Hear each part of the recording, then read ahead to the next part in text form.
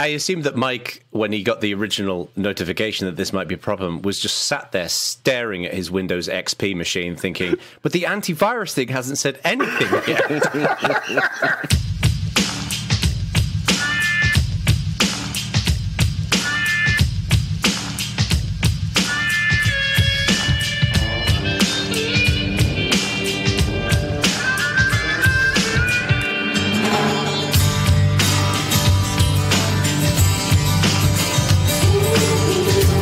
So it's Series 2, Episode 29. We were arguing about the show title. so I shall think something up in the next couple of days. But meanwhile, welcome to Bad Voltage. Yes, indeed. Now, before we go on and talk about what we're actually going to talk about in the show, we should talk about Alan Pope. We should. Because this is more important than anything else, right? So we recently we've had various people offer to purchase either offered to sponsor us or offered to purchase the forum or various other things. And I don't know why and how this has happened, but basically we've made an 80s snack from England called Space Raiders a requirement for such business arrangements because, you know, we are tough business.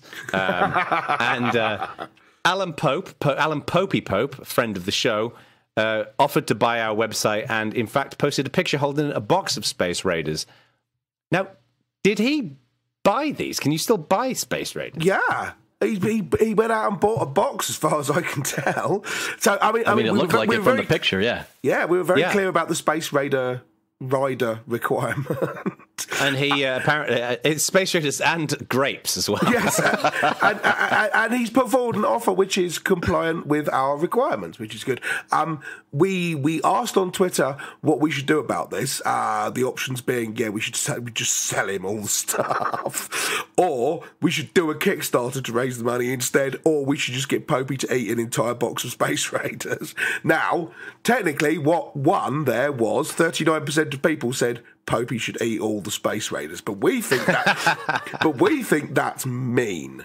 So also, we'd rather have the Space Raiders as well. So we've decided that fine, you win. You get to win. Tell him it's yours. Yeah, you will own the Bad Voltage forum. What are we going to call it?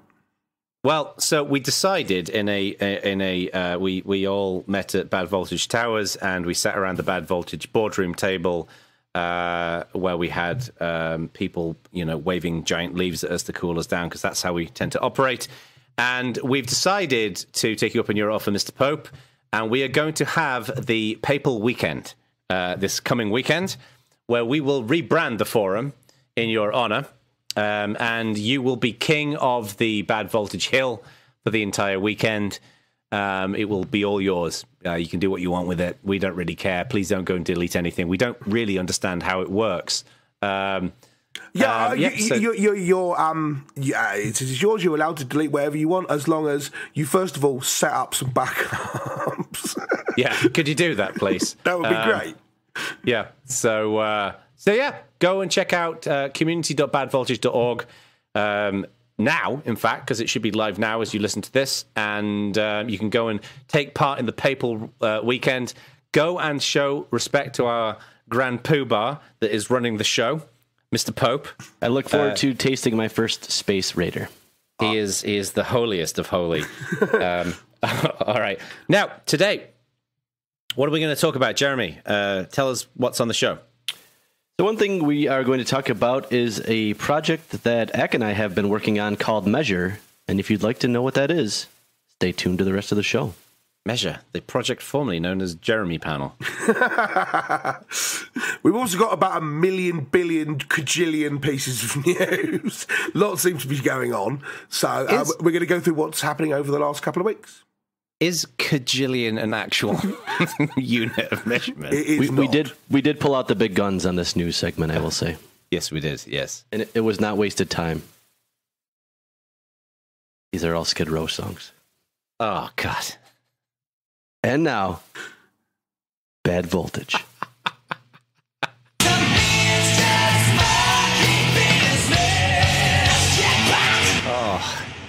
Oh, you know what I've been craving for a little while? Surprise me. Some news. I'm not surprised. Are you surprised? To be honest with you, I sit here and look at the world, and the last thing I want is more news. But go ahead. All right, Debbie Downer. I used to call him a different kind of Debbie, but, you know. No, you're right. I mean, maybe one day the news will be, we've discovered buried treasure. But until then... Yeah, but then someone took a dump in that treasure. That's the problem before you're so. Welcome to 2018. What's in the news? You want to start, Jeremy? You're always full of interesting I was going to say, things. you don't want to start with the optimist over there, but sure, I'll go first. What do we want to... There is so much news. There is a lot of news. So this will undoubtedly be a bumper news segment. But one thing we've been talking about, this would be a good one. One thing we've been talking about quite a bit on the show recently has been privacy. So I'm sure you guys saw that Cloudflare announced 1.1.1.1, the fastest privacy-first consumer DNS service. Now, what I kind of thought was interesting, so for those of you that aren't really familiar with how DNS works, explain what this thing is, because I saw it announced, but I haven't looked into it yet. I know what DNS is, but what is this There's really kind of two halves to DNS. Authoritative DNS servers and then resolvers. So authoritative is like you own JonoBacon.com, you want it to point to an IP address, and there's a certain amount of DNS servers that are authoritative for your zone, and they answer authoritatively for said zone. Now, the other half of that is you subscribe to fiber or cable or DSL or whatever you have, and you need to you want to type Jono Bacon into a browser and then have it go to a machine, which that's really an IP. Yep. And so what they're doing is a fast privacy-focused resolver. So as opposed to what a lot of people don't realize is your ISP, if you're using their resolvers, regardless of if every site's HTTPS and you're using HTTPS only or one of the plugins that enforce that, they still know every site you went to because you looked up the site for their resolver. So there is definitely a privacy issue there. So what basically Cloudflare has done is they got 1.1.1.1 from...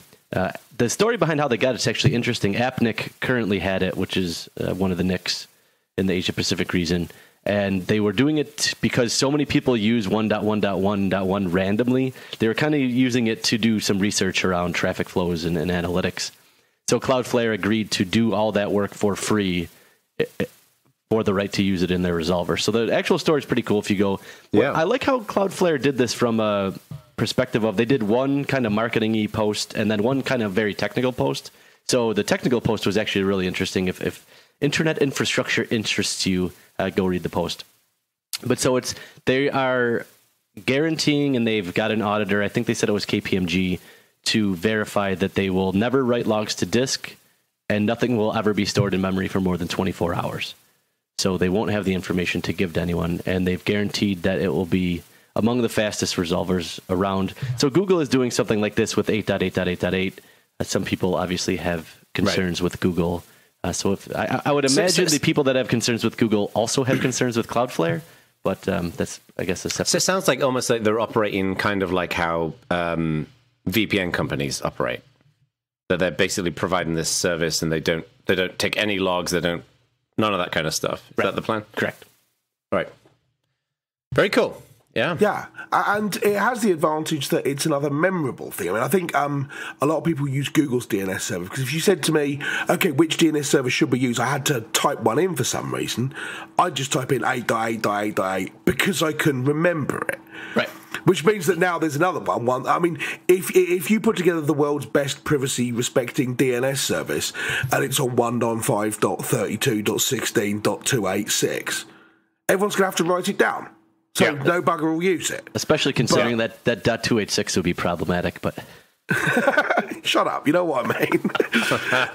there was actually some TV program, NCIS or something like that, where they had, one of these Hollywood hacking things. We talked on the show before about it, and there were IP addresses, and they were all sort of 306 dot something, so there wouldn't be anything real.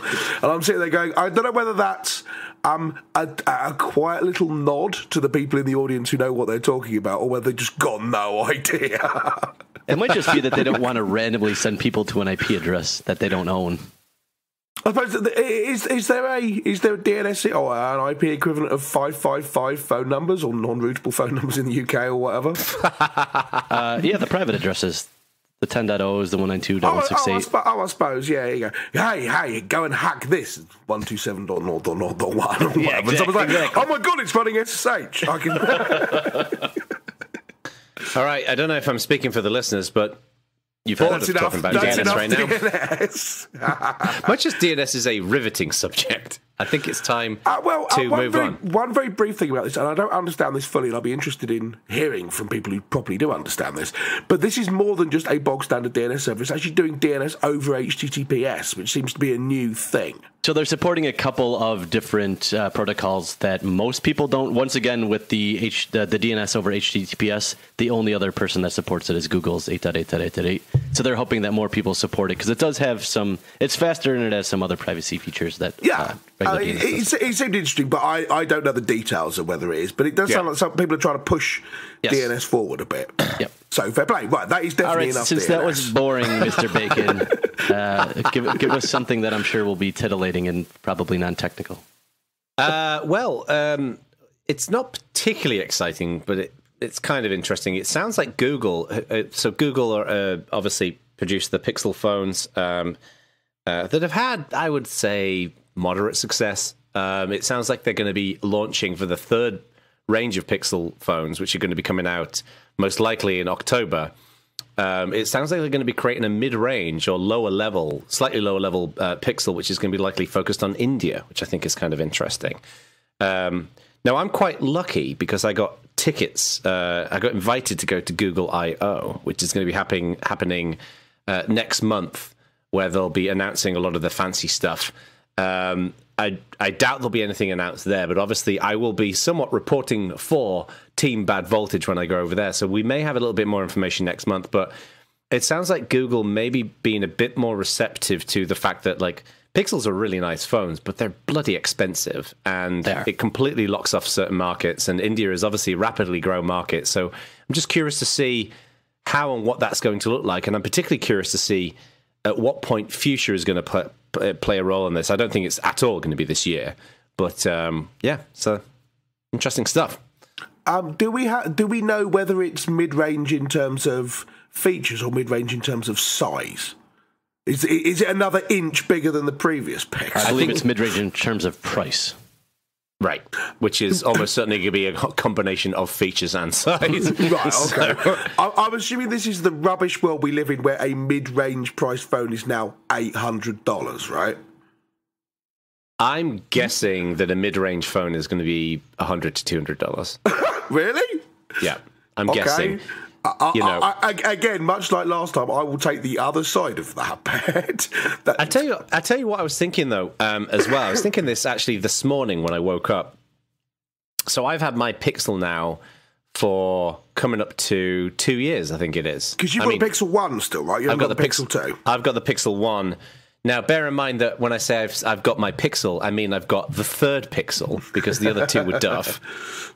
Yeah, one of them, there was an incident that involved the destruction of the Pixel. Right, it's not entirely the manufacturer's fault here, right? Well, it is. Difficult to blame that one on Google. Anyway, but the one thing that I've been impressed with, compared to every other Android phone that I've ever owned, which has always been, like a bloody Samsung phone or something else, this thing is running as efficiently as it's always done. The battery life is still excellent. Nice. It's not slowing down. It's just I'm super impressed with it. And I was just thinking about this because Erica, her iPhone, the battery was almost dead, and she just replaced a new one. I was saying, get a Pixel, but she wants to stay with an iPhone. And I just realized, this thing is actually rocking for 2 years now. Nice. Which is honestly should be the norm with phones, but I don't think we often think of it that way. No. That's actually quite encouraging, I have to say. Actually, completely unrelated yet related to devices. Mr. Langridge, you've been playing with the Mycroft, right? I have.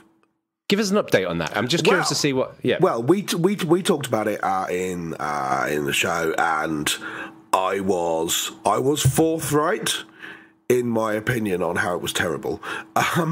You were. The 1802 release of the software has markedly improved it.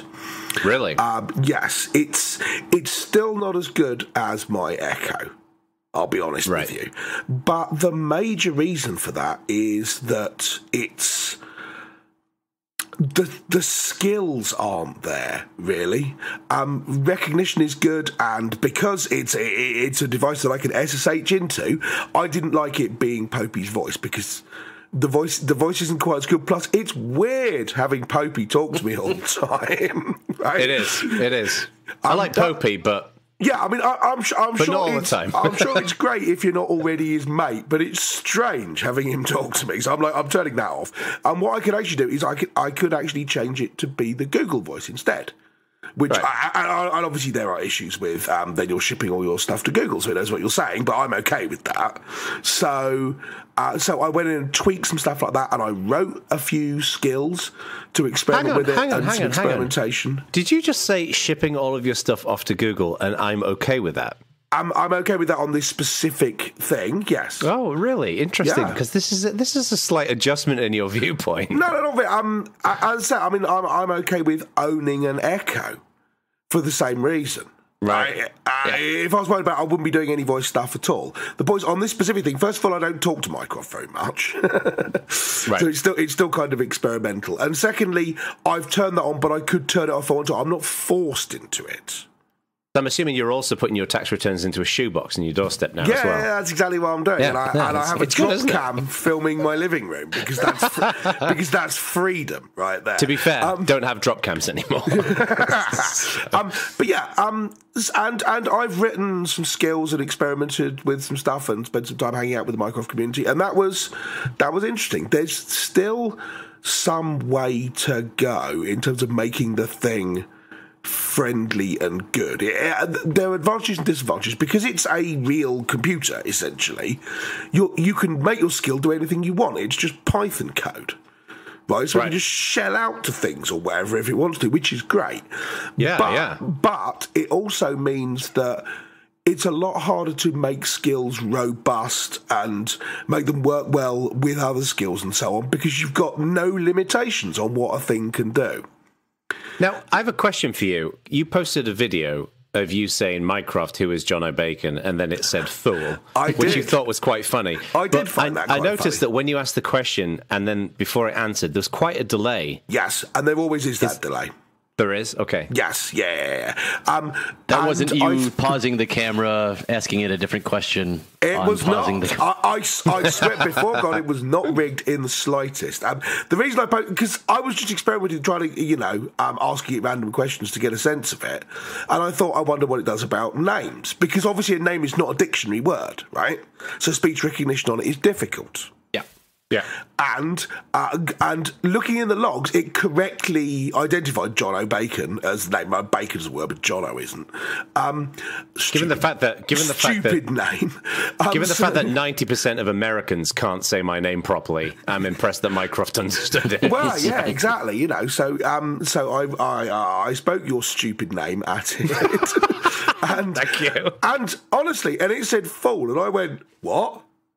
And then burst out laughing and then tried it again and it worked again and I thought, right, this is going on YouTube. I want to know. The world needs to know, but I don't know why. I don't know what it's actually saying.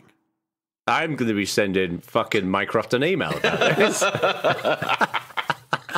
I suspect it's not deliberate, but nonetheless, it is hilarious. I hope it is. And I was terribly... This is like Banshee blocking Jono's World of Metal as an advertised music library, isn't it? Bastards. Tiny things. Yeah, so... I'm oppressed. Yeah, but yes, I have been playing with Mycroft. There are enough limitations in it that I'm not pursuing writing further skills, but I spent an entertaining week experimenting with it and working with it and so on, and I'd be happy to do more if the issues got better. It'd be, cool. I think it'd be great to see you doing. Yeah, I think more of that stuff because you're obviously really good at this and you're into it and whatever else. So it's a nice platform to play with. Give us some news, Langridge. Right, that's not going to make us want to kill ourselves. Oh, really? Okay. Apple apparently moving to ARM by 2020. Okay. I think. Do we care? I do. because I think ARM laptops be a good idea. What annoys me about this is no one else has done it, and now I bet you everyone else starts doing it now.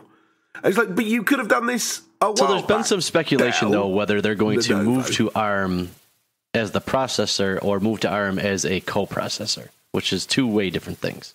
Yeah, I thought that they were going to make their own chips. Yeah, but they're going to be ARM chips. They're not designing a new CPU architecture.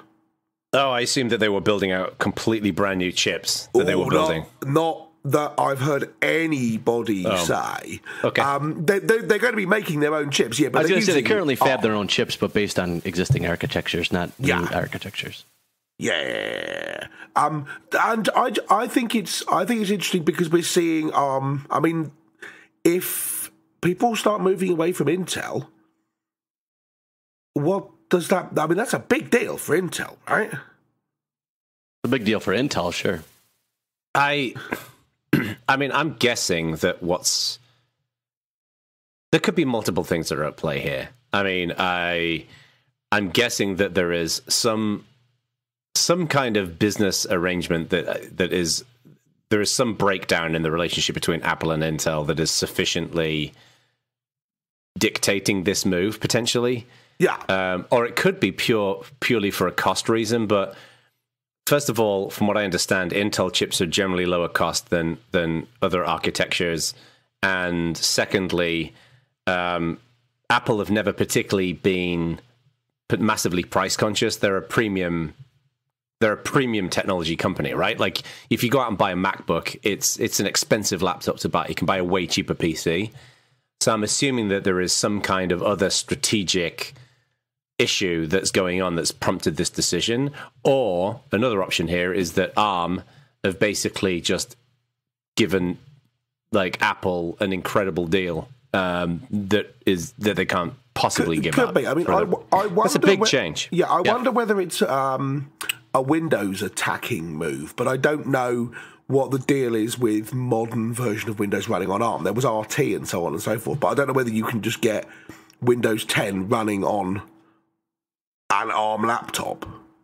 Yeah, I don't know. I mean, it's not going to bother me. If you make my machine ARM, then I just install the Ubuntu ARM build and I'm done.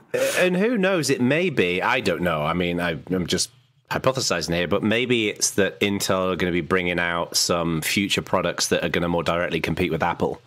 They're going to want to kind of affect that. But I don't know. It's weird, isn't it? In the same way that, like how competitors, like, is it I forget.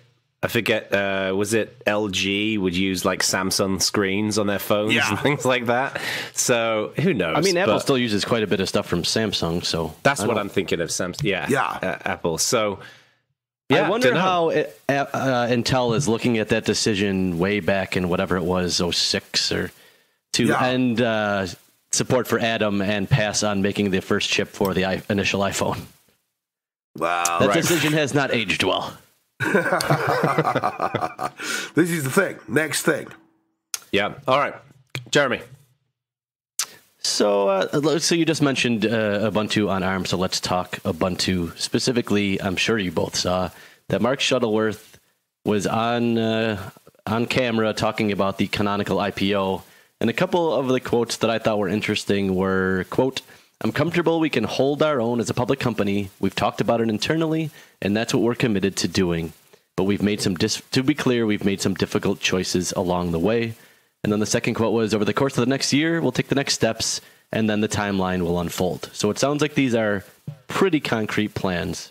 What are your thoughts on that? Having clearly, just full disclosure for everyone who maybe hasn't listened to the show previously, Mr. Bacon worked for Canonical, and Mr. Langridge worked for Canonical. I've never worked for Canonical. Not yet. I mean, because this is a pretty big. It would be a pretty big move. Yeah, I mean, at least from my angle. Well, you go first, Langridge. What do you think? I always go first on these sort of things. This will affect me personally in one of two ways, either dramatically or not at all. When Mark was talking about this, he talked about cloud servers and he talked about software at the edge and IoT and so on, and didn't mention desktop. It's not. It's not clear to me whether after IPO whether the desktop carries on, at which point I don't mind. It doesn't really bother me who owns Canonical, or they go, the new shareholder owners say, well, maybe we'll stop doing that. At which point I'm then completely screwed. Right. But I don't think there's going to be a major change from my point of view beyond that. But then I'm not building IoT devices and thinking about putting Ubuntu in them. I mean, I'm running Ubuntu on servers, but that will presumably carry on. Yeah. I mean, so first of all, I haven't seen the interview. This was news to me when you guys added it into the show notes. So, but what Canonical's desire to go towards an IPO is not new. It is not. And I would say that it's only a matter of time. And again, I'm not basing this on any information that I've got, but like Mark is at some point going to want to move on. I'm sure. I mean, the company's been running now for what, 15 years? Yeah, 14 years. So he's going to want to be able to, get his investment out of it. So, I would have thought that that's a logical path forward. I don't really know a huge amount about the benefits and disadvantages of an IPO versus other options. I've heard of cases where other companies have offered to buy Canonical, and Mark has felt like it's got a higher valuation, which is pretty normal. And I also think that this is probably a good incentivization for the staff who are working at Canonical as well. There's already news previously reported about, none of this is secret, is about compensation plans and equity and stuff like that at Canonical. So to me, like, none of this is particularly surprising. Yeah, agreed. And this was not the announcement of this stuff. It was just him talking about it again, which puts it back in the news. Yeah. And so I mean, I think everyone knew that an exit was coming.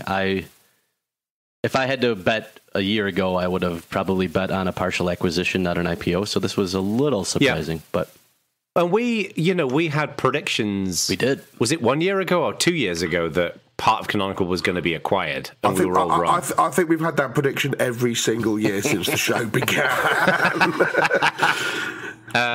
Something's got to happen. Right.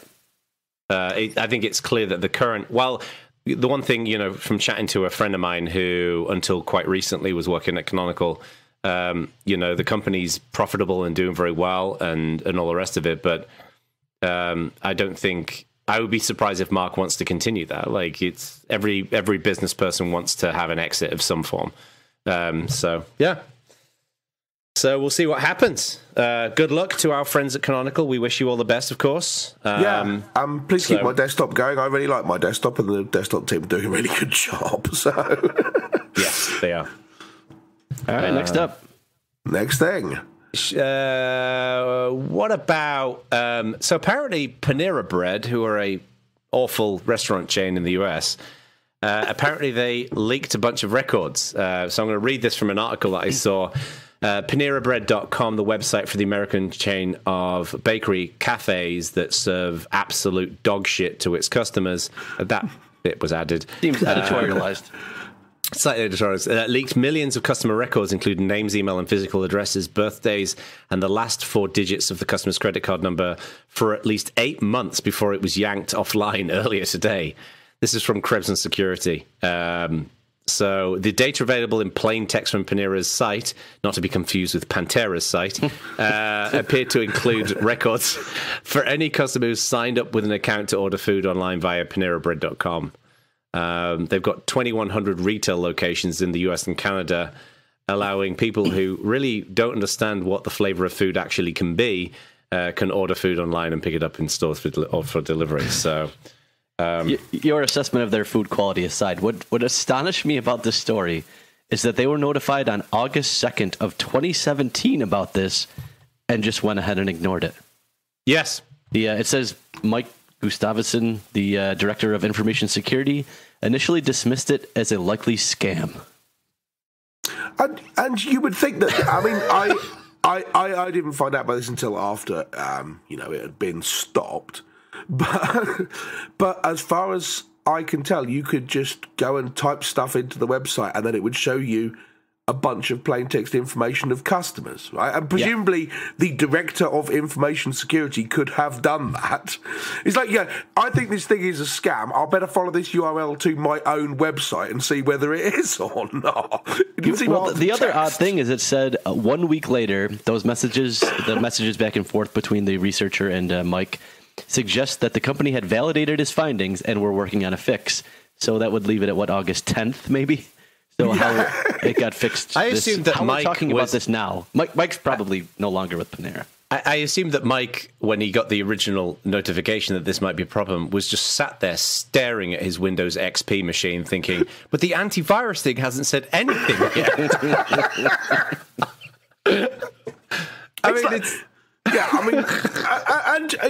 Okay, fine. So a long-term fix, maybe, it required a bunch of rewriting of the software and so on and so forth. But a short-term fix is you add one line to .ht access and the problem is solved, right? Not complicated. I don't know. Well, maybe Mike was so used to having lunch at PaneraBread that he was at the doctor every 5 minutes for shitting through the eye of a needle. I don't know how this works. Is it truly that bad? I've never heard of this company. It's actually not too. It's all right. What do you think, Jeremy? Jeremy, you're a food snob. I don't often eat there, to be honest. Really? Amazing. Amaze balls, I think is the term. You hear that? That's Garcia code for if they open one in my town, I'm going to firebomb it. I don't eat a lot of fast food. Or as they would like you to believe, good food quickly. It is pretty mundane food. I've only been there once, I think. And I think the only reason why I walked in is because I genuinely thought it said PaneraBread. The most metal bread ever. The most metal bread ever. That was like a thing. By the way, speaking of which, I have a tiny bit of somewhat hilarious news. The guitarist from the legendary band Judas Priest, who have been going for 35, 40 years, they just released their new album. That's the highest charting album that they've ever had. Like these guys. What was it? 96. Shut up. They're pretty good. He's opening up a rock and metal club in Wolverhampton. Really? Really? Yeah. Wow. Why? I'll be going on a pilgrimage in the opposite direction to that club. Is it where the Gifford was? Gifford, what a great bar. No, apparently there was some kind of steel mill there. Weird. Apparently it's some place, there. So, and the first band that's going to play is going to be Skid Row. So that pretty much tells you exactly what to expect. Did you read this on April 1st? I read this today. I hope this isn't an April Fool. Wow. To be honest with you, the thing I find most implausible about that is that everyone in Skid Row is still alive. Oh, yeah, they're still going. The snake is still in the band. Although Sebastian Bach, who used to sing in the band, who, when I was younger, I honestly thought Sebastian Bach was a woman. And I was, for a short period of time, quite attracted to Sebastian Bach. Just going to get that one out there for you. Wow. Sebastian Bach has not aged well. Wow. We are the problem elderly. We are the elderly gone wild. I'm not sure this is going to be. Anyway. Not sure this is going to go well. Right. I was going to say, there's now going to be Skid Row song jokes interspersed through the rest of the show. I know. They should rename the band to Skid Marks. They're so old. Anyway. Terrible idea. Right. The Mozilla people have put together Mozilla Reality, which is Firefox in VR. Right now, I haven't experienced this, but I have watched some videos of it. And as far as I can tell, it's just a browser hanging in space in VR, right? Right, yeah. Not sure why this is massively exciting. What I don't know is, Jono, you know more about the VR stuff than me. But obviously there's the initial use case they've got here is just you could be in VR and then use a browser in the same way that people are like, we could do films in VR by just having a screen hanging in front of you in midair and then playing a film on it. But as people get more kind of interactive and more understand this kind of thing, there's more integration going on. I don't know whether you can deliver VR stuff over the web or whether that makes sense or what. The real question is, can you go into out? Facebook VR, open up Firefox Reality, and then go to Facebook in that browser? Ooh. Well, that would be interesting. You're talking about the face. Hang on, I thought Facebook VR, that's not a thing, right? According to you guys. It's not going to happen by the end of the year. So. It's already happening. Already happening. What do you think? I mean, sounds like wasted time. Have you actually done much VR stuff since your initial infatuation with it? I would not say I was infatuated with it. I was at least mildly curious. Which person on this show did not shut up about VR for about 6 months? Yeah, Brian Lunduk. That was you, Baconio.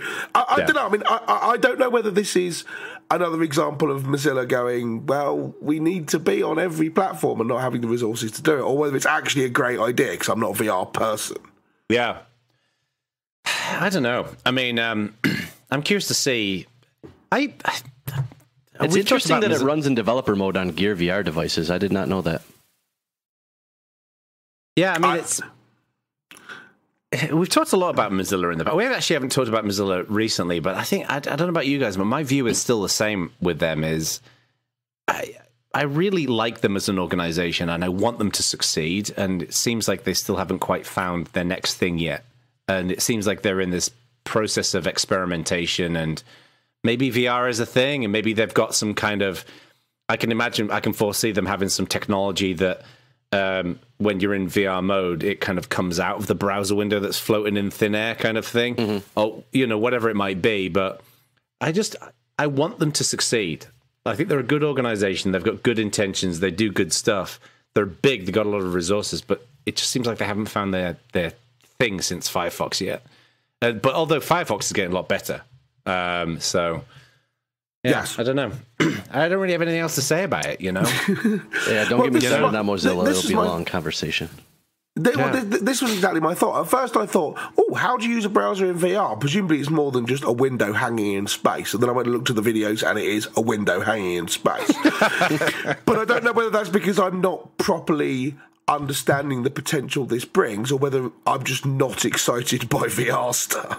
Oh, the other option is that you didn't have a VR headset, so you just sellotaped 2 toilet rolls to get 2 toilet roll innards together and started looking at your screen. This is a possibility. So anyone who's got thoughts on that, give us a shout. Next. Yeah, what is next? Jeremy? Well, we just mentioned Facebook, so why don't we continue on the Facebook path. Did you see that from 2007 to 2010, Facebook allowed a website called Profile Engine to scrape user data, allowing them access to the details of roughly 400 million user profiles. Facebook did this? Yep. Wow. So it looks like initially Facebook, and I did not realize this until now, did not do their own search. So the advanced search was actually built by Profile Engine, and that's how they got access to a lot of this data. It's a New Zealand corporation from the look of it. But they received the second most right to be forgotten requests, which is interesting. Yeah, there you go. But it just seems like the news about them, Facebook of this ilk, just keeps coming and coming. And then that memo got leaked recently. And we had a little bet in the last show, you may recall, where friend and comrade Jonathan Bacon said there's no way that Facebook would have given everyone friend data, even if it was a few years ago, and it turned out he was completely wrong about that. What I said was that if one user plays a quiz, and they agree to give their information over, yes, then it wouldn't give over the information of their friends. And we told you that you were wrong about that, and you were wrong about that. And I don't believe it does it? It does, yeah, absolutely it did. Now, it doesn't it doesn't now, but that's what we said in the show. But you're telling me that if I play the quiz... Yes. You and I are friends, Ak. Yes. And I agree to give over my personal information. Yes. It will give over all of the information in your profile, everything. It gives over a whole bunch of information about your friends as well. Yes. That's exactly what I'm telling you. And I want to see independent third-party verification of this. If you can present this to me, you win.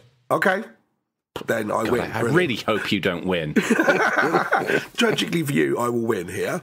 But yeah, I mean, as Jeremy says, this stuff just seems to keep on coming, and there's a lot of people who are kind of, well, you see, we've been saying this about Facebook for years, and yeah, they are technically right, but they were kind of insufferable about it, and so nobody listened. Right. But do you think this is gonna make a long-term difference to Facebook? I think the memo leak will. I mean, he used some pretty strong wording in the memo that so I don't know how it was ever possible to doubt their long-term motives given Zuckerberg's early musings, right? Yeah. Those were pretty clear, pretty directed, pretty awful in my opinion, although my opinion is pretty well known on this. But I mean, so a quote from the memo is, maybe someone dies in a terrorist attack coordinated on our tools, and still we connect people. The ugly truth is that we believe in connecting people so deeply that anything that allows us to connect more people often is de facto good. So I think that is such strong motivation there to do all of the evil things in the goal, and with the end goal being one very specific thing, that how you trust Facebook with any data at this point is mind-boggling to me.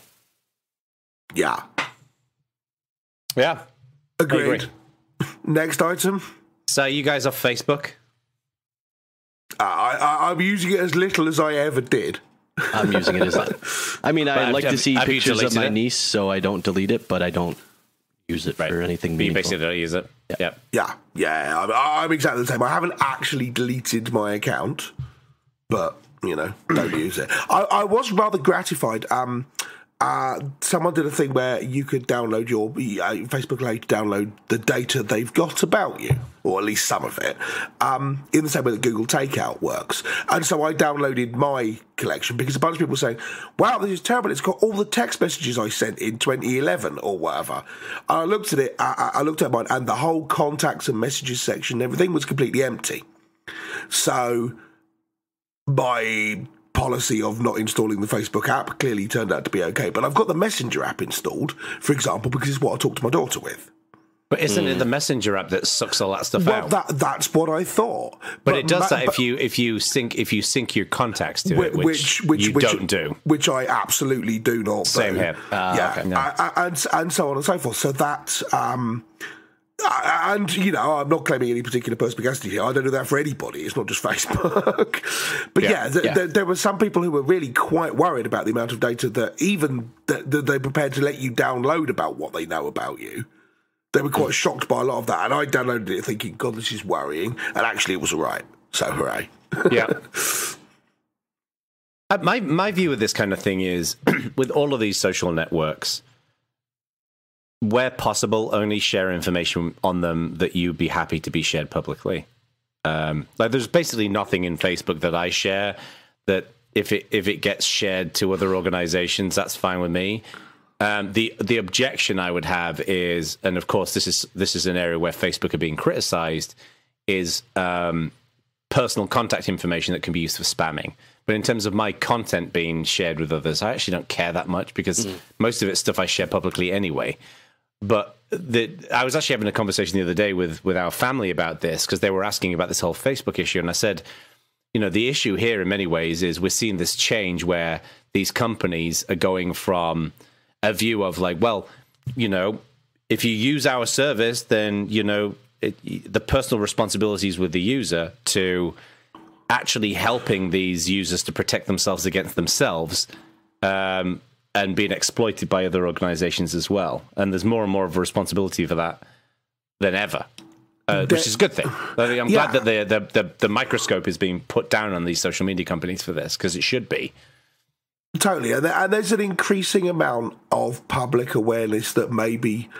I don't like it's your problem, users. You need to protect yourself. But awareness that maybe you do need to, and maybe it is unreasonable to be asked some of the things that you are asked, means that companies will eventually stop asking them because everyone will start saying, well, I'm not sure about that.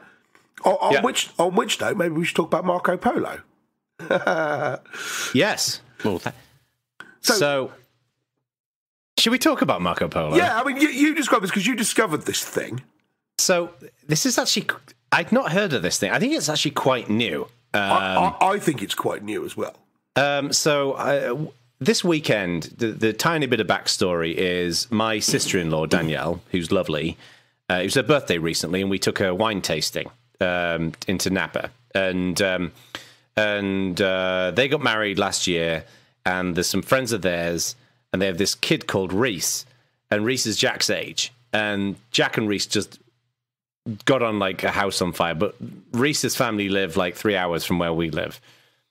And Danielle said, well, why don't we MarcoPolo Reese? And essentially, it's a video walkie-talkie. So what she did is she pressed a button and recorded a little video, and it shunted it off towards Reese's mum. And then you can respond backwards and forwards. And it's not a particularly exciting piece of technology by any stretch, right? No, recording videos and sending it. A whole bunch of people listen to it like, but this is just Snapchat, isn't it? The answer is, well, right. Yeah, kind of.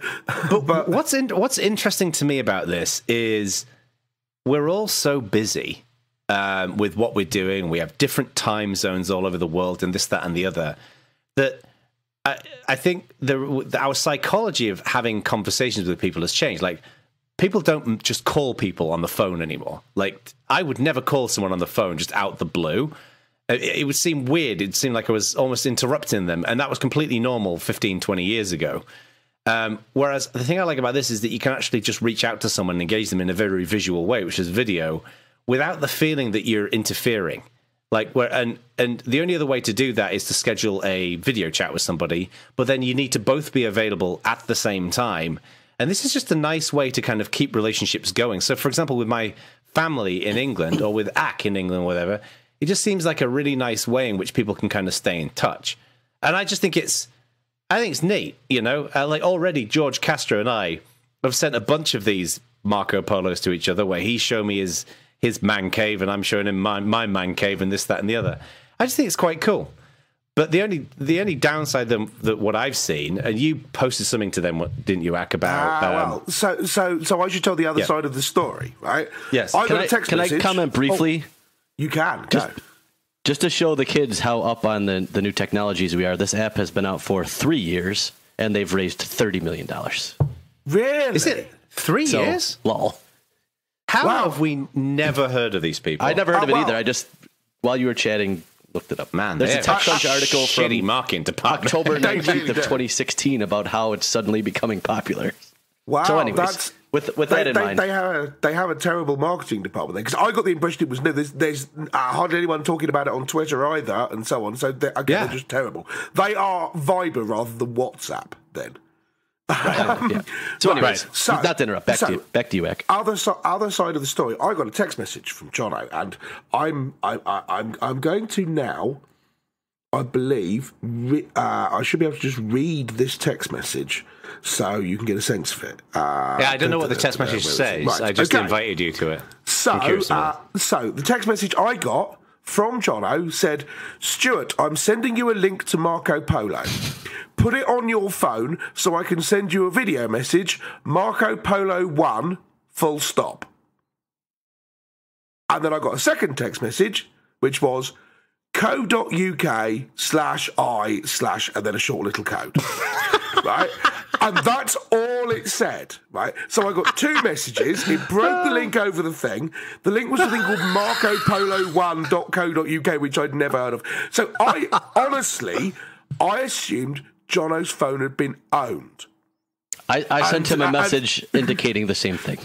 Yeah, I'm like, dude, this thing that you just sent me, I think your phone's been hacked, you should fix it. And then at the same time, I got a message on Slack from Jono saying, hey, I've just joined this Marco Polo thing, it's great, you should all use it. And I'm like, this is real? Okay.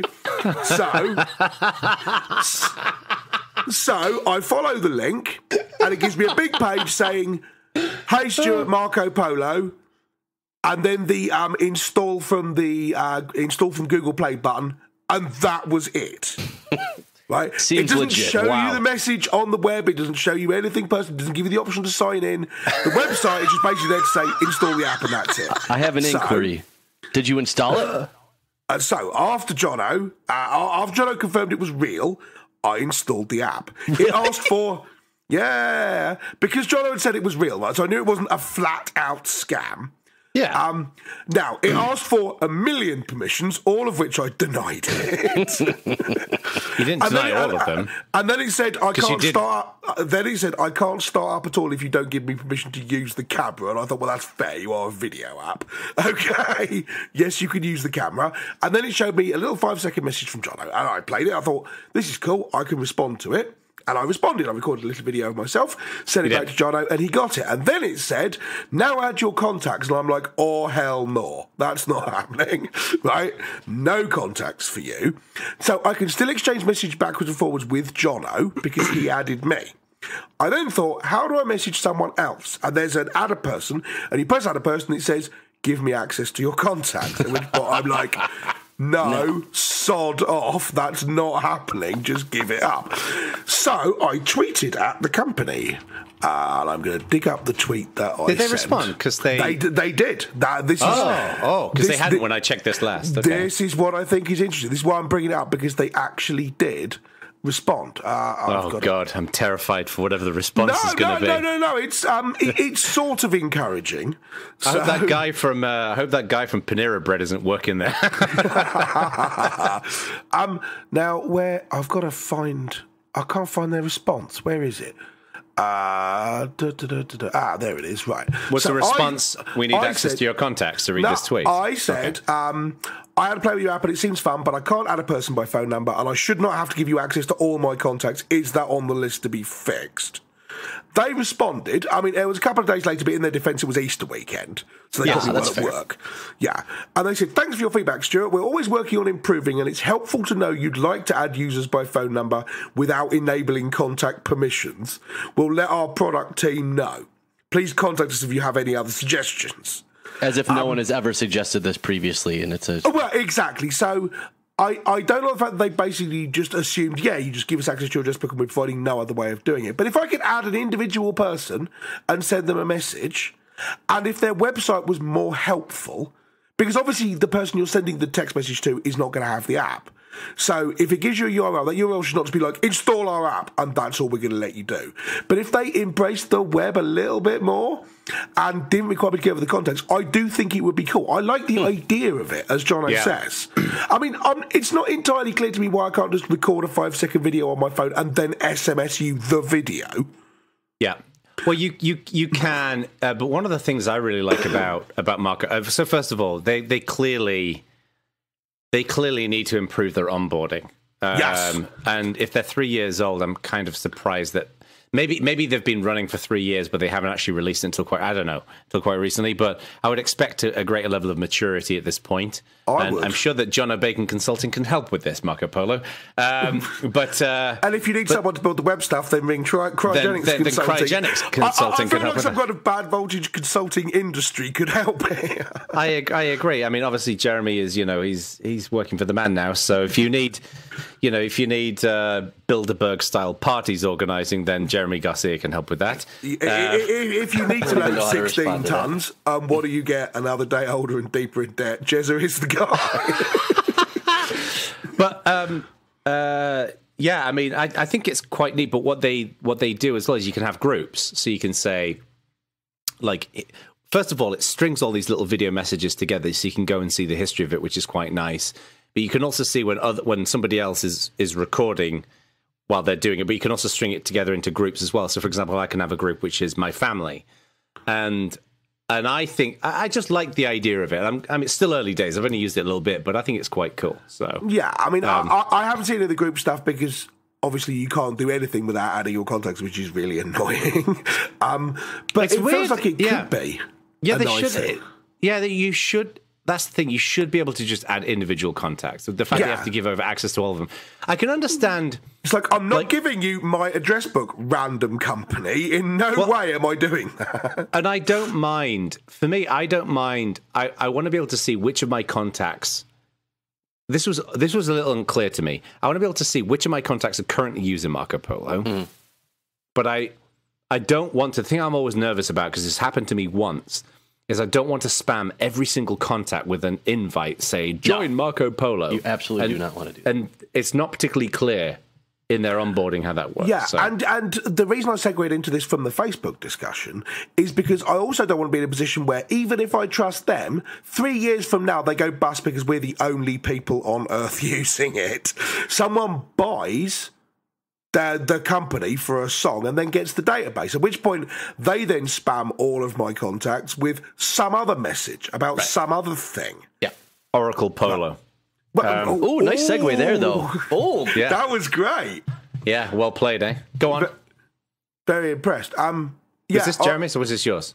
Well, Oracle, the Google versus Oracle case about whether Google could use Java and whether in Android this is, and whether the Java API is a copyrightable thing that Google weren't allowed to use, has Oracle won, Google appealed, and Google have just lost the appeal. Which isn't good. No, it is not. It's the other way around. Google, it is good? Google won. Oracle appealed. Oh, that's what I said, isn't it? Oh, I thought no. You said you said it the other way around. Okay. Yeah, to clarify, Okay. you said it the wrong way around. Sorry. Okay, I can see how that would be confusing. Yes. So, I thought you meant it was the other way around. As fact that this is a good thing. No. Said this way, No. Google have just lost. Right. On appeal. Oracle win, APIs are copyrightable. It's interesting there's been a division between the tech world and essentially the IP legal world. Right. But all the IP legal people are like, well, yeah, obviously Oracle are going to win. How could it be any other way? And the tech world are like, obviously Google should win because this would be a frigging disaster. And here is the disaster. So the thing that's interesting here, well, a couple things, and let me preface this with a giant, I am not a lawyer, I don't play one on TV, you should presume me to know nothing about law in any way, shape, or form, do not take this as legal advice, etc., etc., etc. But to my understanding of how the law works in this case, appellate courts typically do not overturn jury verdicts because it's based on like highly specific review of evidence because the jury is the finder of fact. So this is really atypical in the way that the reasoning behind why it was overturned seems really, really atypical. And beyond that, it seems like they're not applying the law in the Ninth Circuit, which is where it was originally tried. So this seems pretty odd in multiple different ways from a legal perspective, right? Yeah. I thought that, but I don't understand how all the cogs of the American legal system beyond mesh that, together well enough to understand what that means. If the precedent is now that, I mean, the bar for software patents is also already absurd, right? The bar for patents should be it's novel, it's non-obvious, and it's useful. That's the low threshold. Yeah. If you consider APIs to be any of those things, it's confusing. If you considered all three, software industry is in for some pain. Yeah, I mean, on the one hand, maybe this will be the only time this ever comes up, and it's not really a problem. On the other hand, this basically could stop the idea of clean room implementation of anything. Yeah, making any kind of product which is intended to be compatible with something else. Yeah, I think it would actually be interesting. If people who built the original API don't like the fact that you're doing it, they can potentially. This is like the thing where printer companies tried to shut down third-party cartridges using a bunch of bullshit law. And this feels like the same way about software. You build a thing which plugs into someone else's software, but they don't want you to do it. Maybe now they can sue you for even trying. And this is concerning to me. It's certainly concerning to the world of open source, where we live on the idea of clean room re-implementations of more popular things. It'd be interesting, I think, to do a segment with a guest lawyer on the show. Yeah, I was actually thinking, what about Maru? Sure. I don't know if this is Maru's. So Maru Rabinovich, people who... Alan Rabinovich is married. Alan is friend of the show. Maru's friend of the show. Alan runs Scale. But this is right within her wheelhouse.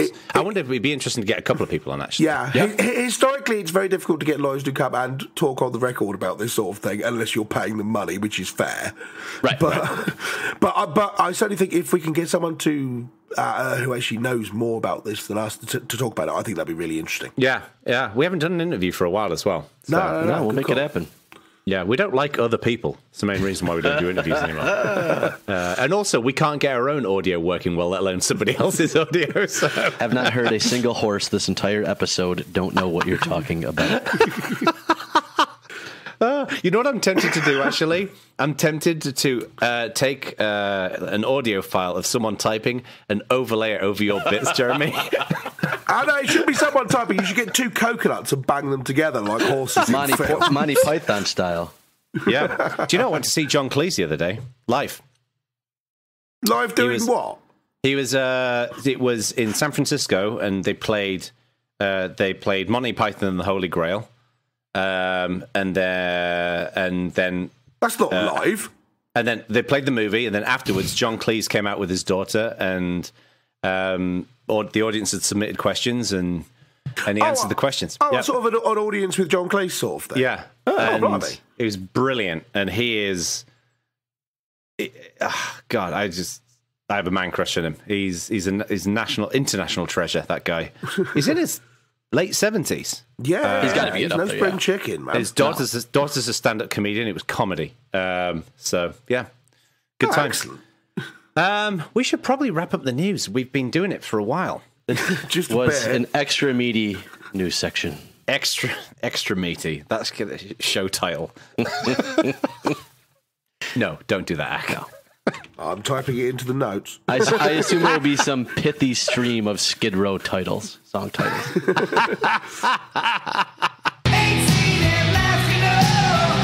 So I thought we would take a little bit of time out here to talk about a project that Stuart and I and a couple other people have been working on previously. And I wasn't kind of sure how to do this. So if you're super interested in this afterwards and you want more backstory, we'll put a link to my talk at Scale in there. Because that kind of goes through in more of like an hour-long explanation, which I don't want to do here for obvious reasons. But so for those of you who are not familiar with the three of us, we kind of talk about open source communities and measuring them and metrics and things quite a bit, right? It's something that all three of us are passionate about in different ways, and it's interesting for a variety of reasons to us. So I specifically was looking for a kind of a tool to measure participation in open source communities recently, and figured this has to exist. There's so many organizations out there doing such a great job at this that the tooling has to be there, right? And I looked, and it turned out what I actually wanted wasn't there, which I found in and of itself fascinating. And for a little bit of a kind of background of what exists now, there's tools like Bitergia, which is an awesome kind of a suite of tools based around community analytics. And there's like OSS Tracker from Netflix, and there's OSS Dashboard from Amazon. And there's a lot of tools to get very specific data out of open source repositories. But as I really got into what I wanted and what we were looking for, what I kind of came to the realization that these are BI tools, right? They retrieve data, they analyze that data, and they transform it in some way, and then they report on it. So they're basically Looker or Pentaho for open source.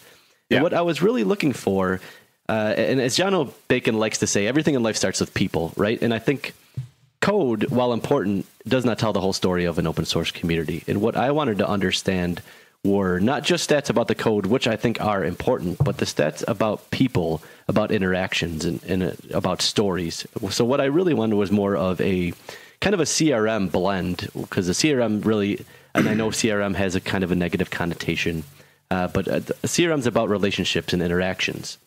So I really wanted a blend of a CRM and a BI focused on open source community. And it turns out that that doesn't exist, much to my surprise. So Stuart and I have been building it, and so tell us about. Give people an overview. I mean, I've seen it; it's quite cool.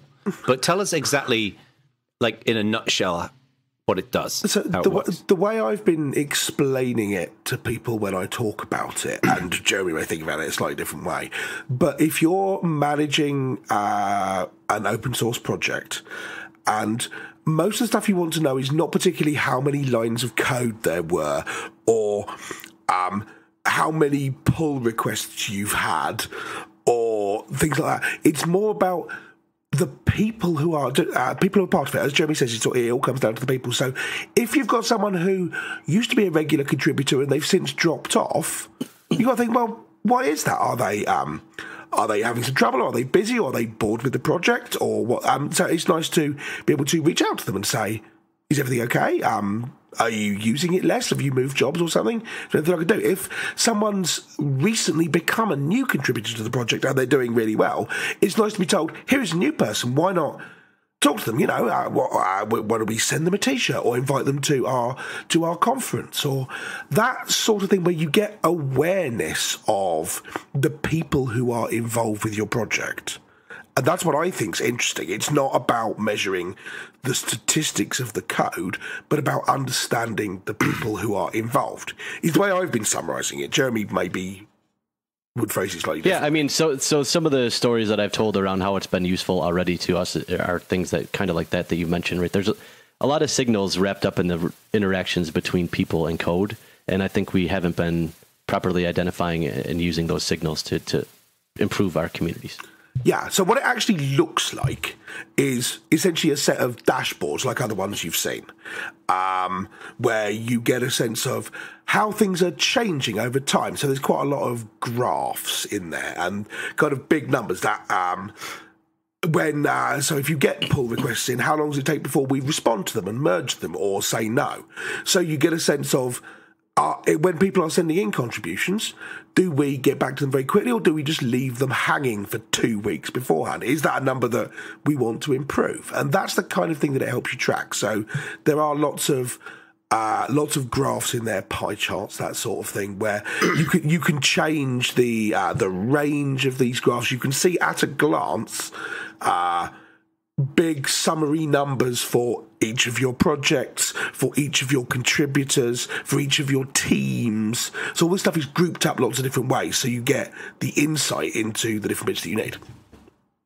The thing that I think is interesting about this is, and I see this a lot with my clients that I work with, is I think, to me, like when you're measuring stuff, you should break it down into measuring activity, and then measuring how people contribute to certain predefined activities, such as writing code or doing documentation or whatever it might be.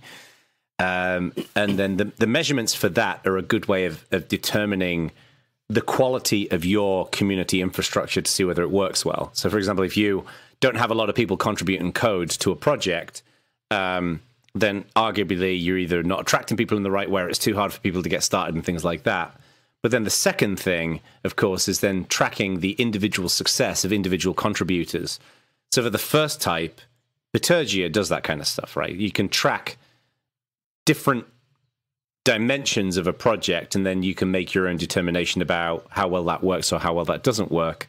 And the thing I like about Measure is that it tracks the individual and their success. The tricky thing in my mind is, first of all, as a general rule, the thing that irritates me about all of these kinds of tools, well, no, it doesn't irritate me, I just think it's a missed opportunity, is they do a good job of painting a picture and a graph of code contributions or this, that, or the other, but they don't actually give you guidance on how you can interpret that data and then make improvements. So to give you an example, and this is a big chunk of what I do with clients, is looking at data and then extrapolating from that data a conclusion that can then affect a future change. So, for example, right, if you're building growth in a forum, as an example, and you start seeing a lot of new topics that don't have replies, well, that would suggest to me that people are not collaborating enough. There's not enough conversation occurring. So there's an education gap, there's like a skills gap, there's an awareness gap of how you address that issue. And that's the thing I would love to see Measure do where possible, like, is how that data can be converted into actual recommendations for outcomes. And if you're sitting on a bunch of data sets, you can actually do that conceivably. Sure. So I'm a little reticent to, at this point, build in actual suggestions, but one thing we've been very clear on is we really only want actionable data in here. We don't want a lot of vanity metrics. We don't want to track all of the things, because I think if you track all of the things in the end, you really are tracking none of the things. None of the things, yeah. What I want is actionable data that makes me, I want data-driven decisions, and I want actionable data to make and improve how we're handling community contributions and measuring that. So, and one, I should put out one caveat here, and I know you've said this before, but you got to be really, really careful what you measure and then what you incentivize from there. If human beings adjust their behavior based on the metrics they're held against, that's just how people are. Yeah. So anything you measure is going to impel a person to optimize their score or their behavior or however you want to word it on that metric. So in many ways, I think what you measure is what you get. So be really careful here, what you incentivize, how you incentivize it, and kind of what you measure as part of that. Because it's easy to disincentivize people if you measure the wrong things. Well, this is one of the reasons why I think these kinds of tools done well can be incredibly powerful. And I remember when Jeremy and I were talking about this in Prague, I think it was, a while ago. That I would rather have something like measure 5 things in open source as opposed to 50 things. But to know that those 5 things are the things that should be measured. So to give one tiny example, and I always go on about this in my talks, is to me, measuring the number of submitted pull requests is an interesting figure, right? And that gives a sense of the willingness for people to contribute. But to actually determine success of an individual contributor, it's really how many of those pull requests are merged in. There's the validation and there's the action as well. Right. And the challenge, and that is generally fairly consistently agreed upon. The challenge is that to your point, Jeremy, there is a million things you could measure. And I would rather just see 5 things. Because as an example, with a lot of my clients, obviously at varying levels, they don't want to measure 100 things. They want 5 metrics that they know are the right things that they should be measuring, that they can then have deep conversations about the conclusions that they're seeing in those metrics. So one really cool thing I think about our kind of project philosophies, for lack of a better word, is that we really took simplicity at the core, right? We're willing to give up some power. We don't want to be the most powerful thing. We want to be something that's simple and easy to use and easy to understand. Yeah. So we're willing to give up a little bit of flexibility for that simplicity. Yes. Good. And we want a default opinionated experience, but we want to be extensible. So we almost took kind of the Unix philosophy where there's a few kind of widget types. They do one very specific thing. They do it well, and you can arbitrarily string them together for whatever you want. So we have what I think is a pretty powerful default experience, but it's really like if something's not important to you, getting rid of that widget is like 10 seconds, not even.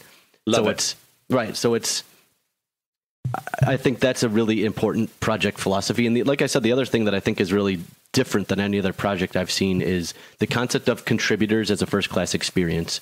And it's not just contributors, it's also how you're treating organizations, because I think that's really important. So there's a concept right on the homepage where there's a simple toggle for, is this person, are you showing all of the things or just internal versus external contributions? Because if I have someone if you're an organization and that organization is a company and you can't get your employees' PRs merged, that's a way different thing than if you can't get an external contributor's PRs merged, right?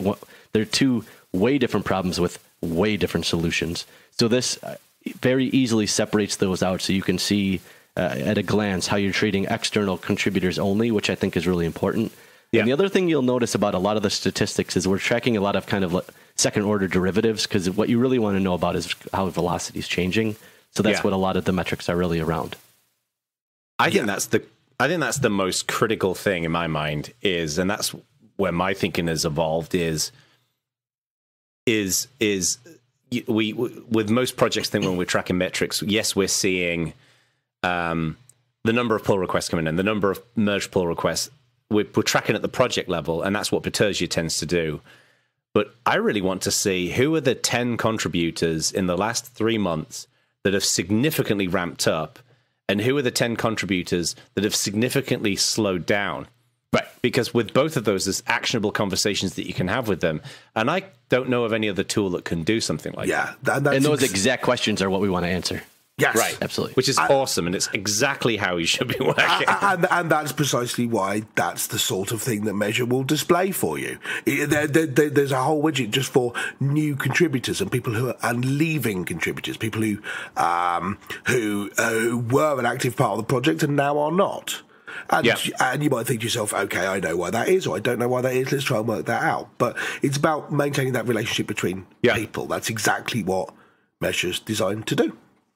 I have a question, because one of the things, and I think we may have talked about this previously, but one of the things that I think is a problem with metrics in general today that again I think Measure could play a good role in is I think there are different visibility levels depending on different stakeholders. So, for example, a community manager who is running a community or tasked with running a community for a company or just generally involved will want to see a great level of detail in how these contributors are operating and what they're doing and the experience that they're having. But then you might have, for example, another departmental lead or a CEO that wants to see 5 bullet points. Right. Like they want to see just an executive overview. And then you may have, not wishing to impose my own situation too much, you may have a consultant or someone who works with multiple different communities who wants to see 5 communities in one place. So they can see it all in one dashboard.